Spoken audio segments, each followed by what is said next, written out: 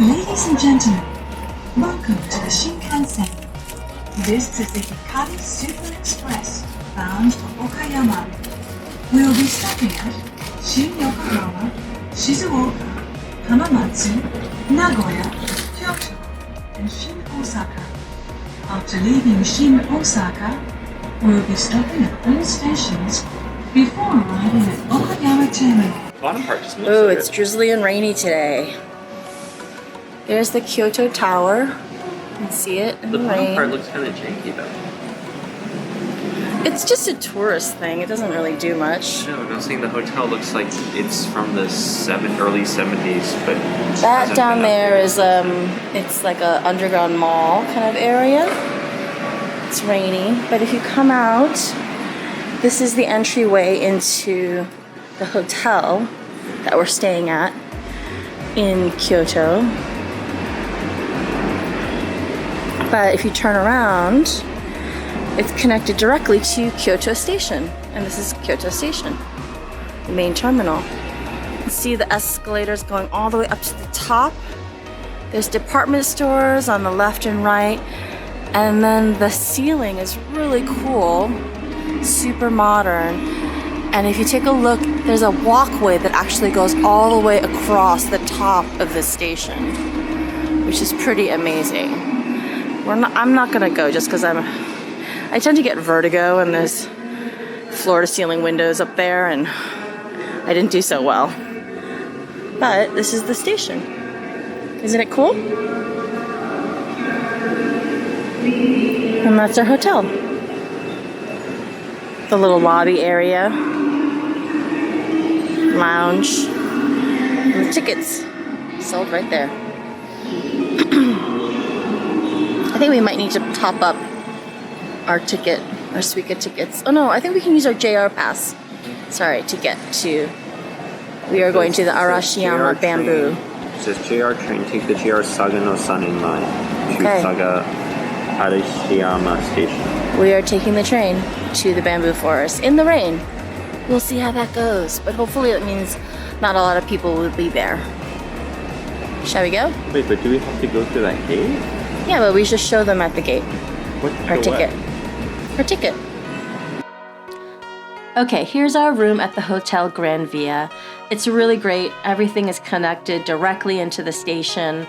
It was very nice just to walk straight up to our room. Here you walk in and they've got a great tea and coffee set up for you. Everything was there. They refilled everything every morning if you needed it. Service was wonderful. There was a refrigerator underneath as well, which is good for me because I carry my medications with me. They had water, tea, that's what we brought ourselves, coffee and soda for the minibar, and we just stuck in our leftover lunches from the train in there.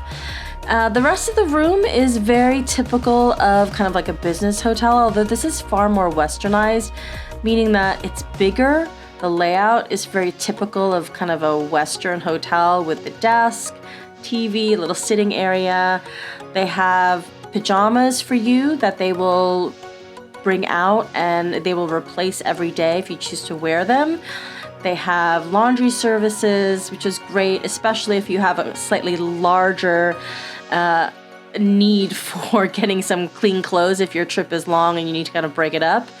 But the room was very comfortable. It was a pretty decent size. I liked the sitting area. The beds typically are kind of singles like this. We asked for a double room, and this is a room for 2 people.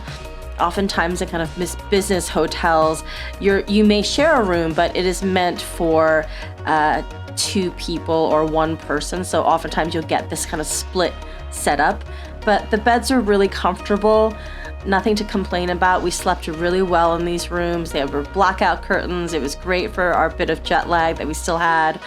And we slept really soundly in these rooms. And it was nice. It was very soundproofed, I will say that, because even though these are kind of above the train station, if you look at our view, you can actually see directly, or you're facing directly, the train tracks.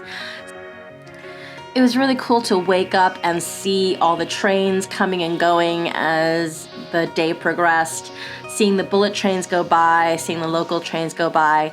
If you are all love kind of train travel and that whole hustle and bustle, these rooms would be really great because you can see everything that happens. I really love the efficiency of the Shinkansen. I think of all the parts of the trip to Japan, I loved the bullet trains the best. I loved being in them and looking out the window and just everything being on time. I love that whole idea of train travel across the country. So this room was really great for us, and I highly recommend staying at this hotel. The price is pretty reasonable, and it was really great to stay here.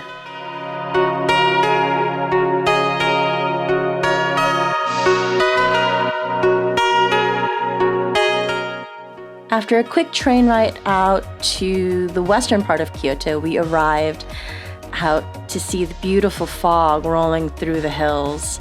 Everything is so green and lush and just so beautiful, very tranquil. And we arrived at Arashiyama to see the bamboo groves. Now, I will say it takes a little bit of a walk to get there, and we got there pretty early to beat the crowds because we did not want to deal with tourists. But I will say even early, you do run into certain groups who want to take kind of more involved photo shoots. So we had to kind of navigate around certain groups that were doing that, and that was kind of annoying. But for the most part, it's a bamboo grove. If you've never seen bamboo at this scale and height and volume, then you will be quite amazed at how beautiful it is. It was very quiet when we went, but again, we went deliberately to go early so that we would not run into anyone. But as soon as we left this bamboo grove, we saw busloads of tourists, like hordes of them, all coming up through the pathway to get here. It is a very touristy area. The prices for food along this route is very much raised because of the tourists. So I will say go, but there are other bamboo groves in Japan that you can go to that are not so full of tourists. And I will say, I wish I had known about those before, because although this was beautiful, it did feel a little tourist trappy to me. And I kind of wished I had gone even earlier than we had to beat anyone else. And I think coming out here when it is just barely sunrise would be really beautiful, or going at night would be beautiful. So it was getting hotter during that day, so we did make a detour and kind of left the area to duck into one of the temples that was nearby.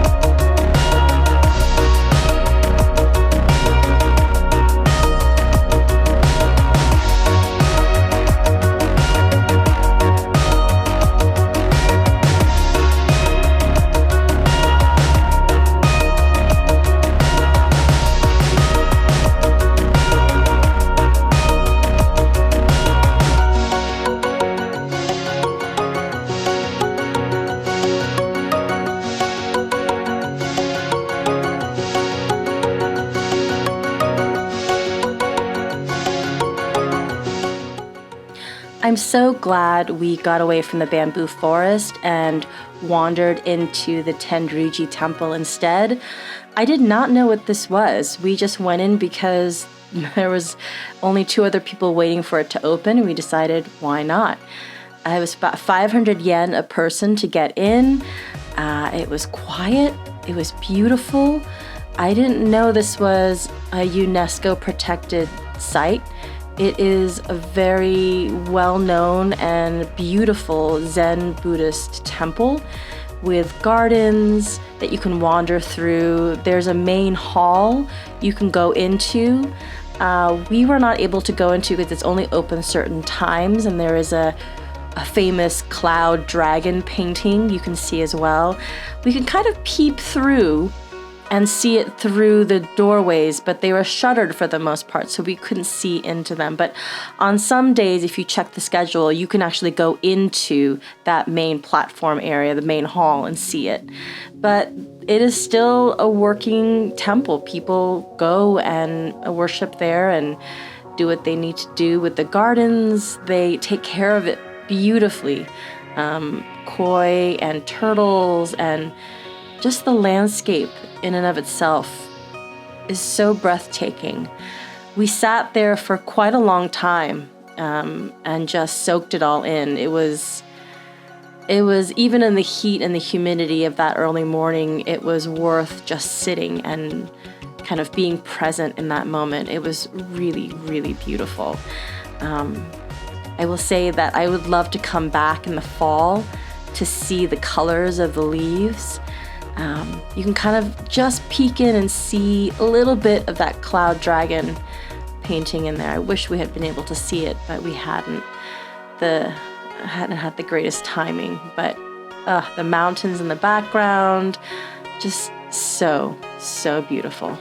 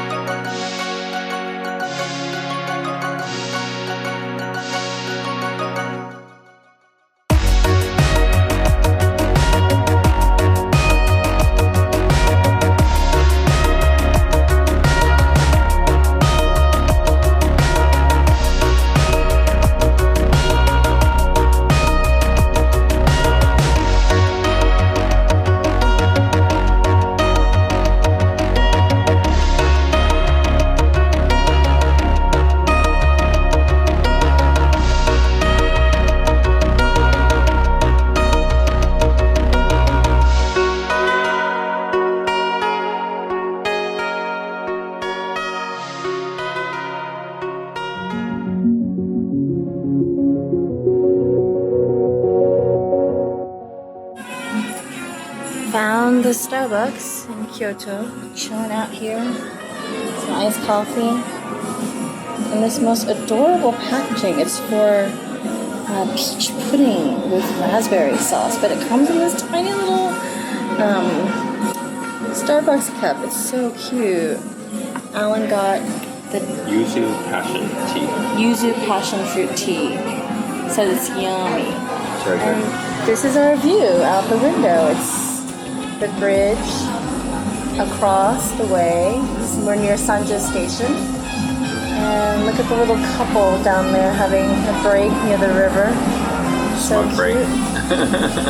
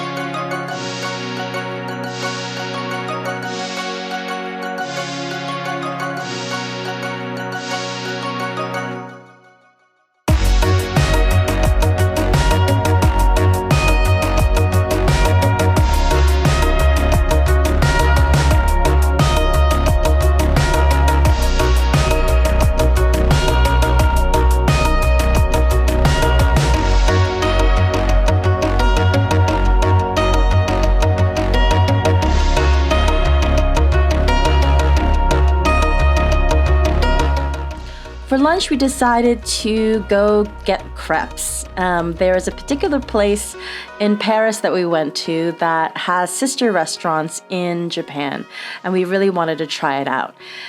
We wandered over the Sanjo Bridge to the Shotengai, which is like a little covered shopping district, and walked our way down. The place is called Breitzh Cafe, and we went to the 2 locations that are in Paris last time in April when we went, and Alan loved it. Alan is a huge crepe lover, so whenever he gets a chance to eat crepes, he will. And particularly, he loves buckwheat crepes, the traditional kind of French style. So this Breitzh Cafe has multiple locations we discovered. In Japan, we had no idea. We thought there was only one location in Kyoto, but apparently they've opened up multiple locations since we went to Paris and since I went the first time many years ago. And so we have more places to go to. We have more places to check out. But here is Breitzh Cafe. They do really traditional French crepes. Really, really recommend their crepes. They are amazing. Location's really easy to get to. Just an easy walk from the bridge and the train station, or just walking around the city, frankly. It's not hard to get to. Anything you order here, the house cider is delicious. The dessert crepes are really good. I recommend ordering anything here. You will not be disappointed.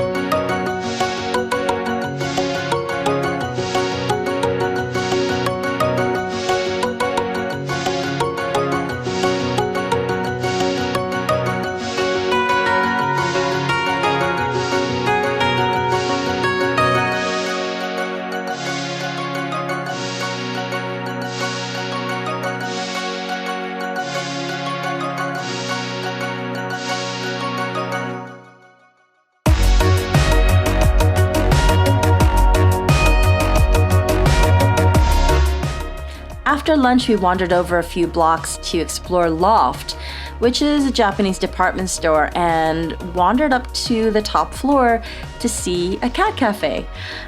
So we spent just about 30 minutes there because they do charge by every 15 minutes, and we just wanted to get a sense of what a cat cafe might be like in Japan. We've been to some in the US and they're fun too. The cats here are all adorable. They look very well taken care of. There was somebody doing extensive grooming while we were there. They kind of just leave you alone though, but you know, as soon as you get treats, then it's all over. They're all over you. And then you become their very much favorite person in the whole wide world. But you can play games there. They have extensive manga collections, so you can just sit and read with cats. Especially in Japan, where it's hard to find apartments that will let you have pets. This is a good solution for that. But it's not like having your own cat at home that loves to cuddle you. That's kind of special. So this is the next best thing. But it was really clean. It was very spacious, and all the cats were very healthy and cute and ran around, and it was just a really pleasant place to be. It was just kind of expensive, but we had a good time.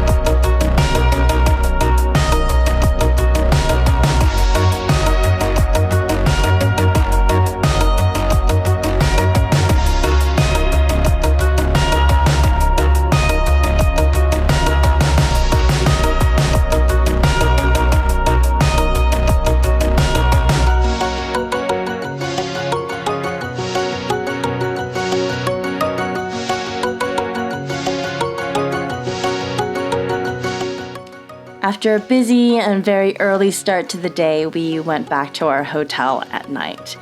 It was so easy and really, really nice to just come back to the station and just go up an escalator right back up to our hotel and take a look at all of the life happening down in the station underneath us. This was by far our favorite place to stay the entire trip, and I highly recommend if you ever come to Kyoto, stay at the train station. It's where life is. Tomorrow we are off to Osaka. Come join us in next week's vlog. I'll see you then.